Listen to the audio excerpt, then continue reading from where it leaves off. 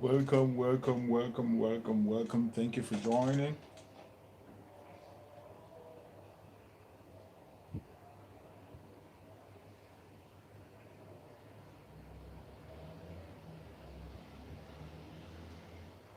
Thank you for joining.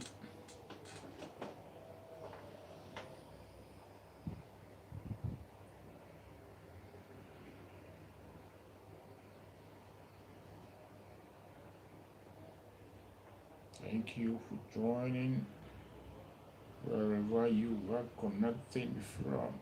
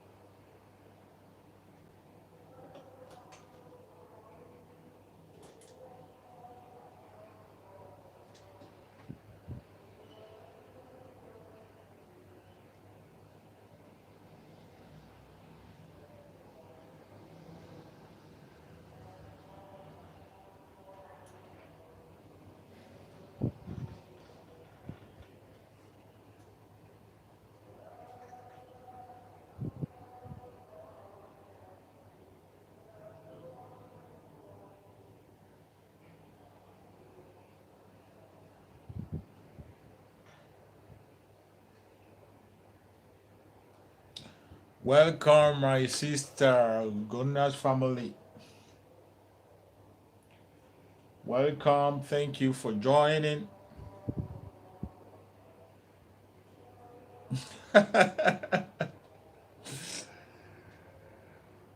Have you? Thank you for joining. Thank you for joining. Don't worry, I'll bring it for you. I will bring it for you.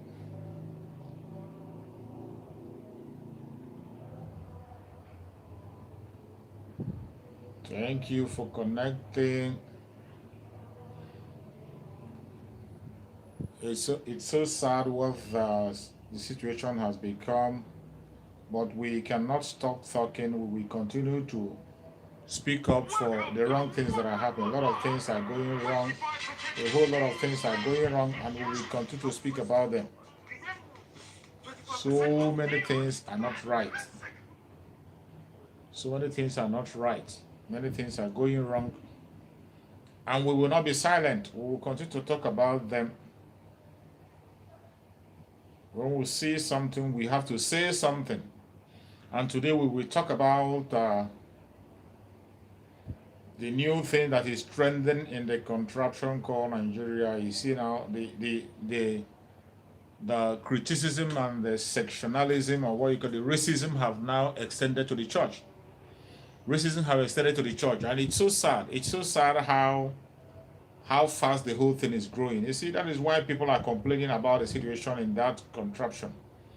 When people are talking about the situation in the contraption, you think it's just because they are complaining. It's not because people like to complain, but because a lot of things are not right.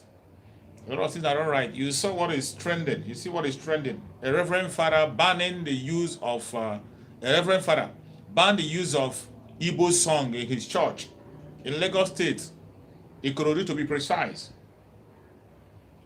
How can that be right? Tell me, how can that be right? How can that be right? How can any normal person support such kind of a thing? A reverend father, somebody who is supposed to be an example to the other people, example to the people, who's supposed to promote unity, love, and togetherness, came out and begin to ban the use of Igbo song in the church. How can that be? I don't know why there is so much hatred and so much sectionalism in that contraption called Nigeria. People are not willing to admit who they are. They're not willing to associate with each other. There is always that threat. People are always seeing each other as a threat. People are always seeing each other as a threat. More especially people from the southeastern part of Nigeria. They are always being seen as a threat anywhere you find them. I don't know why it is so, but it's not far-fetched. The reason why these things are happening is because of the long-time lies that have been peddled against them. A long-term lie that have been peddled and preached by some group of the country, section of the country. This lie have been going on and people still allow this lie to foster. That is why things are not getting better in Nigeria. And things will never be, it will not be better. The more you are hoping that it's going to be better today or tomorrow, each day you go online, you see more reason why you have to believe that things are not going to get better. You will see more things happening that will show you that things will get worse and not better. Why do you have to ban the use of a particular tribe song in your church? I don't think God has a language. God doesn't have a particular language he understands. God understands every language. Yes, he understands every language. Even those of us who are staying abroad, you find out that even people who meet abroad, they prefer you using your own local language to sing than singing in the conventional language that they understand. But when you come to the contraption called Nigeria, some people are taking their hatred even to the church. How can you hate people you hate until you go to the church and begin to speak that people should not use a particular tribe to sing in the church? It is unacceptable. And no Christian and a believer will accept such. It's not acceptable, no matter what. If you feel that you want other people to participate, you want other tribes, you can address your congregation, not addressing even your congregation, you can address your praise and worship group, address your choir. You tell them on the routine on how to use their songs. Tell them to include every other tribe song. And then when you come to the aspect of using song, it depends on who is your praise and worship leader. Your praise and worship leader might be very familiar with the Igbo songs. The praise and worship leader in this very church we're talking about might be Igbo. And you don't expect him to be singing much of other songs than his own tribe. If your praise and worship leader in your church is an Igbo person, there is every tendency that that person will speak much of Igbo songs, sing much of Igbo songs than other songs. But that doesn't have anything to do with your spirituality. God doesn't have a language he understands. God understands all language. And when you talk about praises and songs and music, when you talk about praises, songs and music, what matters in music is the sound that you produce. That's what matters in music. What matters in music is not the language you use. If you come to the conventional music, when they're playing conventional music, you see that no matter the language you use to play your music, it's acceptable by everyone. You see people in Nigeria, some people prefer playing Congo music. When you play Congo music, they run mad. They love it so much.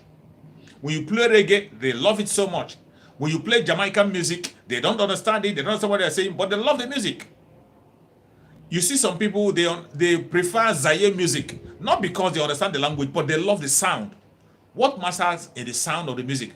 But for you now to go into a church where song is being used to praise God, now just because a certain language is being used on the song and you demonize that song is unacceptable. It's unacceptable. And that doesn't show that you are a Christian. It actually brings the other aspect of you, showing that you don't actually know what you are doing. No true Christian will be concerned about the language that is being used to praise God. God understands every language. He understands every language. And your praise and worship leader will always sing according to the language that he or she understands better. If you want some certain song to be sung as a leader of the church, what you have to do, you can write a song down, or you tell your praise and worship leader, include so-so tribe and so-so tribe in your song, or English or so in your song. But for you to come out in a church and begin to ban outright the use of Igbo language in your songs, Igbo songs banned in the church, that is unacceptable. That is going to the extreme. And it is nothing but racism. That is what it is. That is what it is. How could you take your hatred to Igbo tribe up to the extent of going to the church? You take the hatred to the church. You see, this is the message we have always been preached when we talk about unity. You talk about unity. You can see the damage that the country called Nigeria is doing to their citizens. The damage is so much. It's so much that people do not want to follow the right thing. People do not try to follow the right thing. People don't follow the right thing. People always are following the wrong path, trying to do those things that are wrong. People are always going to the direction that is wrong. Why do you have to go to the wrong direction? If you want to pass your message, pass the right message. In Christendom, everybody is allowed. In Christendom, you can use any tribe.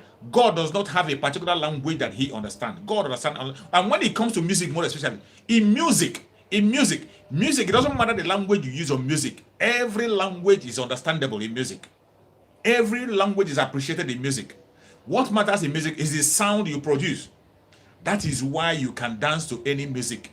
You see people, when you sing reggae music, even when they don't understand what the reggae is saying, they love it.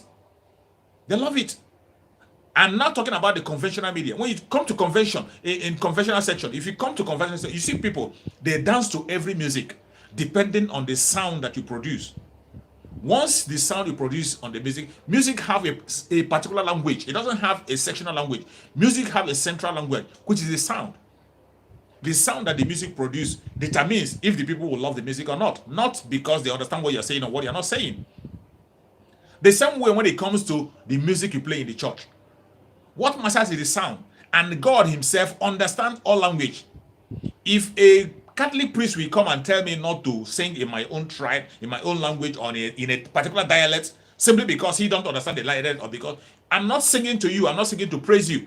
What you have to be concerned is about the sound. If you want the meaning, then you can tell them to translate. They will now translate to you the meaning of the song they are singing. As long as the song represents and it's a praise to God, as long as the song is a praise to God, it is acceptable.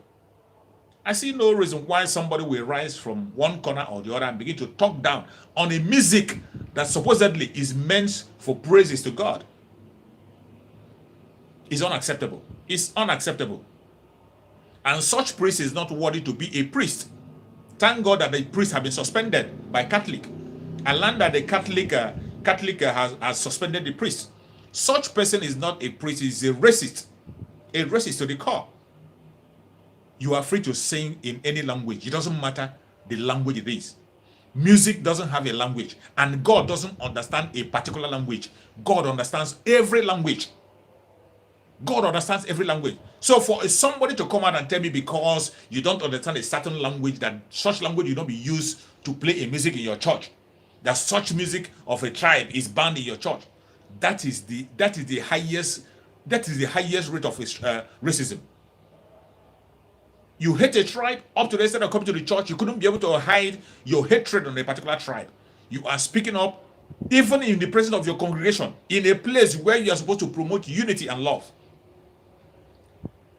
As you are speaking now, as we are saying, everybody knows that there is a lot of division in the contraption called Nigeria. There are so much division. There are so much sectionalism. There are so much hatred everywhere. People are not dancing to the two. People are saying on different, standing on different platforms.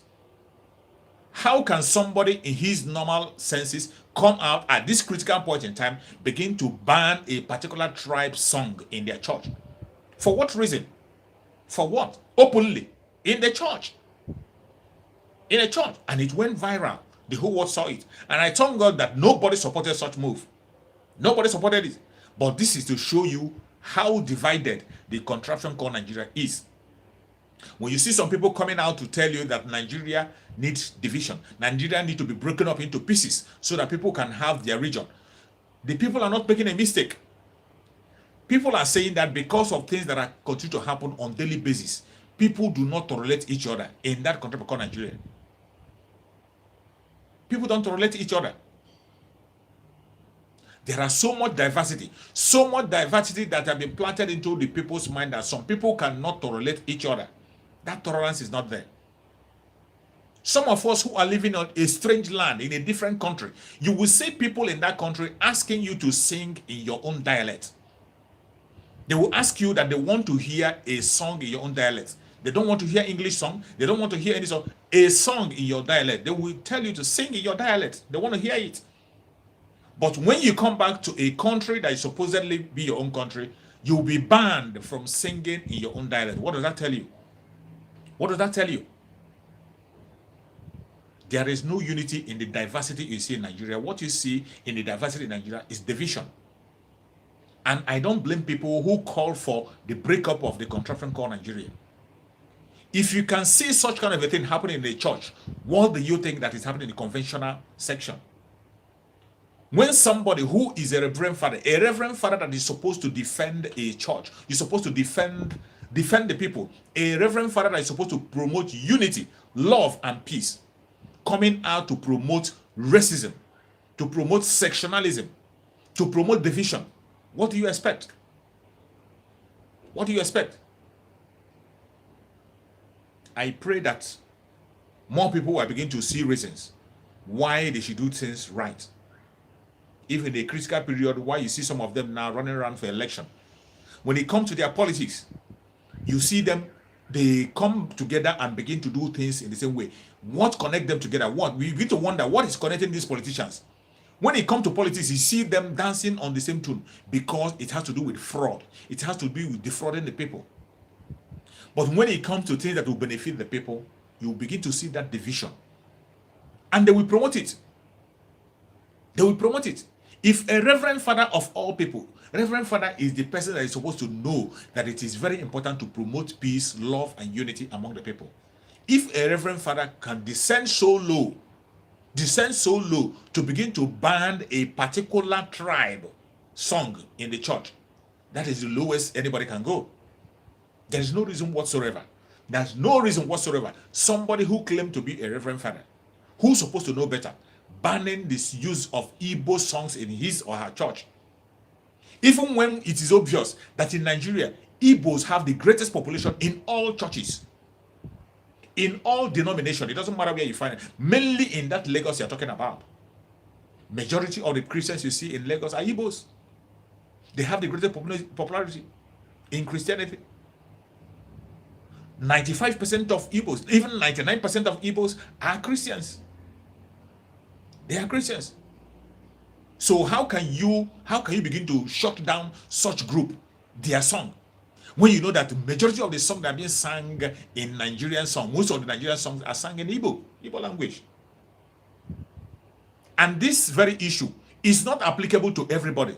I must tell you, it is not applicable to everybody. It is applicable to some people who have that mentality, that caliphate mentality, that British mentality that has been planted in them. That mentality of division and sectionalism. There are some people who is, that mentality is in them. It doesn't matter the religion they are. It doesn't matter their section. It doesn't matter their tribe. There are people who that very mentality have been planted down in their brain and they can't leave it. There are some Yoruba people who prefer singing Igbo song. In so many churches, you see Yoruba people, when they come for Thanksgiving, they prefer singing Igbo song. They will sing more of Igbo song than even Yoruba song. You see some Igbo people, they prefer singing Yoruba song than Igbo song. You see some Calabar people, they prefer singing Efik song than Igbo song. You see Calabar people, they prefer singing other tribe song than their own tribe. There are so many people like that who prefer, they want to learn new song. Even those of us living abroad, you see that they will tell you, people abroad will tell you to sing your own dialect, sing your own dialect. They will want to hear it, they want to learn it. But here you see a priest who is supposed to promote unity and love, banning a particular tribe. And this has to do with that particular priest. It doesn't have to do with, I don't want to know the tribe he is or whatever he is, because it is not everybody. This is just applicable. There are some certain people who are promoting division in that very contraption called Nigeria. The people who this divisive idea is planted in them. And these are the people you have to stay away from. You get rid of them when you see them. They are everywhere. They are in politics. They are in the church. They are in every tribe. They are in every section. They are in every organization. People who are very tribalistic. Very tribalistic. And before you know it, they begin to call it domination. How do you call people using their own tribe, their own language as a domination? So when you see majority people in your church, when the majority in your church are Christians, and majority in your church you see there are from a particular language, you call it domination. Then if you don't want members, if you want a particular number of members, you want to have a certain number of members in your church, then when you leave that limit, tell them not to come to your church again. Or you write in your gate of your church and say you want only 5 Igbo people in your church. Can you please do that? I'm talking to the Reverend Father who is banning Igbo songs in his church. Can you equally ban the number of Igbos? Can you restrict the number of Igbos you have in your church? If a Reverend Father should have the confidence to come and say, I banned Igbo songs in my church, can you still have that confidence to say, I do not want more than 10 Igbo people in my church? Can you do that? If you cannot restrict the number of Igbo people you have in your church, you don't have any right to ban any tribe songs in your church. Mainly the Igbos. You don't have the right to ban Igbo songs. Because Igbos are always in the majority. When it comes to Christian activities, they have more songs. They are much more engaged. They are much more involved. And you cannot tell me that if your praise and worship leader is an Igbo person, you will now tell him to sing of more of other tribe songs than his own song. It doesn't work that way. You can only strike the balance if there are certain songs you want him to sing. Approach your praise and worship leader and tell him or her, look at the songs, try to mix your song and include his own song. And why must you be concerned about the song that are being sang? Because some of you who claim that the Holy Spirit takes charge of the church, you claim that the Holy Spirit is in charge of the church, but yet you still want to control what happens in your church when it comes to worship to God. God doesn't have a particular language. The song is not for you, it's for praises to God. And the music, when you talk of music, what matters in music is the sound you produce in the music. If you produce an organized sound, a well-organized sound, that is what matters. It doesn't matter the language you speak. You must not hear what anybody is saying before you dance to the song. That is why you see in the conventional media, you see people dance to different kinds of music from all tribes. Some people don't even know the meaning of what they are dancing to. What they are dancing to is the sound. That is how music is. And God enjoys every sound. God enjoys every sound of music. It doesn't matter where it's coming from. He enjoys the sound. As long as you are singing to the praises of God. You as a human being must not understand language, but God understands all language. God understands. So why must you ban Igbo song in your church? This is unacceptable. And I thank God that Catholic Church have taken that initiative of banning that Reverend Father. He's not worthy to be a Reverend Father. You don't just suspend him, you ban him. He just have to go back and train him more. And the only reason why somebody can do such a thing is because that man is a racist. It doesn't matter, he might be a Reverend Father, be whatever, he is a racist. Only a racist can be bold enough to stand before the congregation where he knows very well. I am very sure that in that congregation, he has the majority of the Igbos in his church. That is why they are singing mainly of Igbo song. And he came boldly to say he banned Igbo song in his church. It's only a racist that can do that.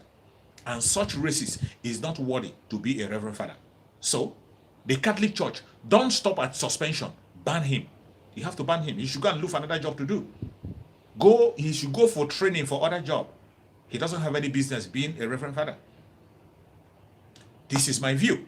If you have any view contrary to what I've just said, you are free to go to the comment section and put down your comment. If you feel that I am wrong or what suggestion I'm making is at extreme, put down your comment on your own comment section. What I am saying is that God understands all language, and music doesn't have a language. That is what I'm saying. Music doesn't have a language, and God himself understands every language. You can sing in any tribe, sing in any language, God understands. That is how it's supposed to be. Anything contrary to that, we call it racism. Without missing one. That is what it is. People can pretend to begin to paint it and call it all different kinds of things, but I'm telling you exactly what it is. Racism. That is what it is. And we must stay away from that.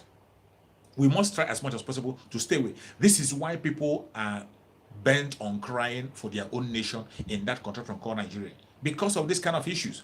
Division everywhere. Even in the church. Could you imagine? Even in the church. Hatred everywhere. Somebody have hated a tribe up to the extent of going to a church to ban the use of the song on such tribe language. It's unacceptable. It's unacceptable. But always have it in your mind. This is applicable to some people, not everybody.